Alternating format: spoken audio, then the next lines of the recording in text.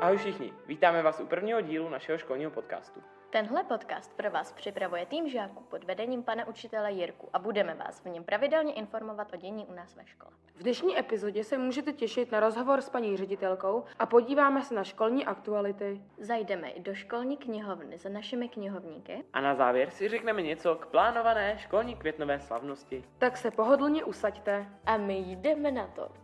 Dobrý den. Jako první otázka, byla jste někdy hostem nějakého podcastu? Nebyla, je to moje první zkušenost a děkuji za ní. Jaká témata od podcastu očekáváte?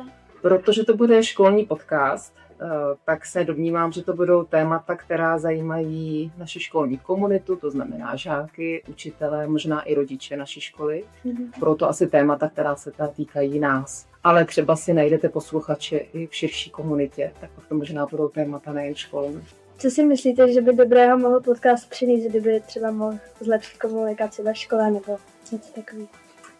No od toho podcastu mám docela taková, myslím, jako milá, nevím jestli velká, ale milá očekávání. Myslím si, že by mohl posloužit k upevňování naší komunity, k budování vztahů, ke sdílení společných hodnot, protože je to prostor, kde si můžeme povídat o tom, co právě nás zajímá a co nás spojuje.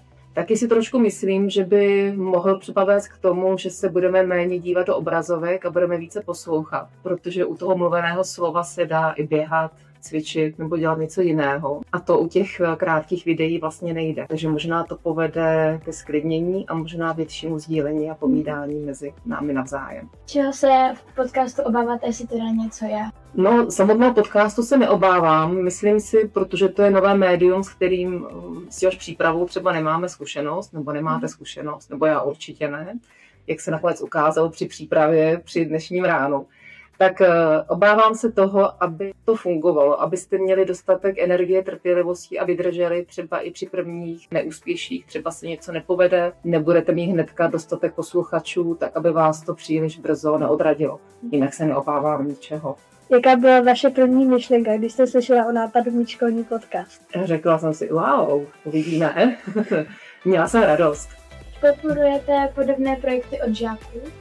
Rozhodně ano, myslím si, že čím více aktivity, nebo žádoucí aktivity samozřejmě, tím lépe.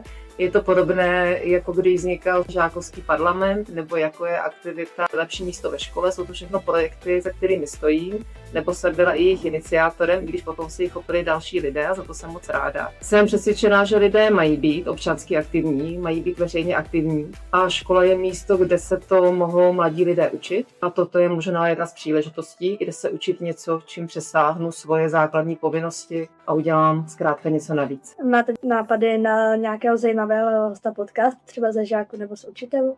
Takhle na první dobrou mě napadá z 2. stupně pan učitel Tymoščenko, asi protože mnoho žáků a mnoho učitelů, možná i někteří rodiče, už jsme četli jeho knížku, takový deníkový záznam, který si vedl a sepsal poté, co začala válka na Ukrajině, konkrétně v Mariupolu, z kterého pochází. Tak si myslím, že to by mohlo být zajímavé s ním o tom hovořit.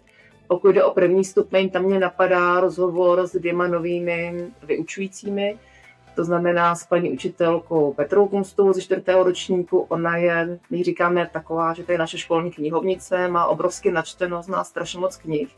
Fascinující je, že čte hlavně knížky pro děti a mládež, takže fakt toho ví hodně a ten rozhovor by s ní mohl být pěkný. A potom s druhou novou paní učitelkou, úplně mladou, Eliškou Měrkovou, která je přímý v 2. ročníku. A tam by mě třeba zajímalo, jaké to je stát se najednou učitelkou nebo pracujícím člověkem, když ještě nedávno sama byla studentkou a žákyní.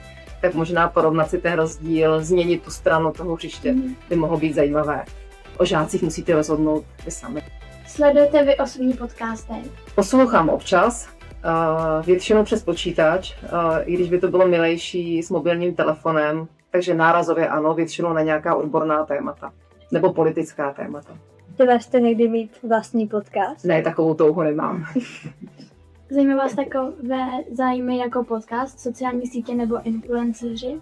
Zajímá mě to po té profesní stránce, protože jsem pedagog, tak si myslím, že se o to zajímat dokonce musím, protože tím, že je současná generace, mladí lidé, tudíž jsem přesvědčená, že to musíme nějak znát všichni. Podcast je mi milý a docela blízký. Sociální sítě prakticky nemám, kromě asi WhatsAppu, ale sociální síť žádnou jinou nemám záměrně, protože si tolik vážím svého času, že nechci ani minutu, aby mi něco takového sociální síť sebrala. A kromě času je to i věc soukromí. Prostě bojím se o své soukromí a nechci ho sdílet. A pokud jde o influencering, chápu to, je to moderní forma dnešní reklamy.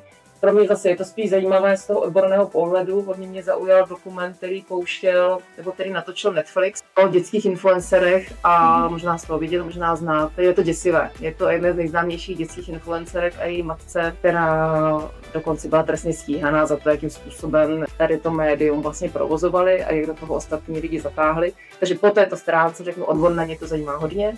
Sama uživatelem nejsem ani jednoho z těchto médií. No a na závěr, co byste vzkázala posluchačům našeho podcastu? Ať se dílo daří, ať máte spoustu příjemných, vstřícných posluchačů, ať vám drží palce a ať vůči vám rozhodně nejsou kritičtí, aspoň ne ze začátku. Tak děkujeme. Já také děkuji za tuto příležitost.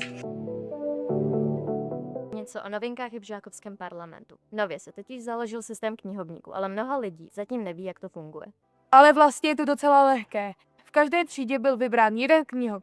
A když si budu chtít půjčit knihu, postup je následující. Dojdu za knihovníkem, Řeknu mu, jakou knihu si chci půjčit, knihovník si zapíše jméno člověka, který si knihu půjčuje, jakou knihu si půjčuje a datum půjčení. po půjčení knihy máš 1 měsíc na to si ji přečíst. Knihovník ti pár dní před koncem měsíce připomene, za jakou dobu je máš v rádě. Pokud už ale dopředu víš, že to nestihneš přečíst, tak to knihovníkovi řekneš a spolu se domluvíte na prodloužení času. Proč zrovna toto?